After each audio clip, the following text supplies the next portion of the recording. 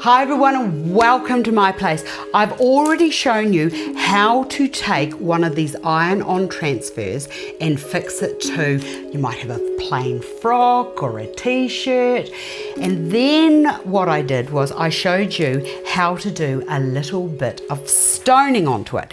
Now I've actually finished the outfit and I just want to show you just how much nicer. Look at how great that looks. It's got a little bit of life into it just by using the Swarovski crystals, or if you're into diamond art, you could use those little spare little wee diamantes that are left over and just gluing those on top of your work to create a little bit of sparkle in your life. I can't wait till we have the Mexican Year of the Dead dinner at our place because my outfit's already made and ready to go. But I think it's a fabulous way of just adding a little bit more interest to an outfit. I hope you've enjoyed that. I've given you some inspiration for doing something to outfits that you may have not worn for a long time.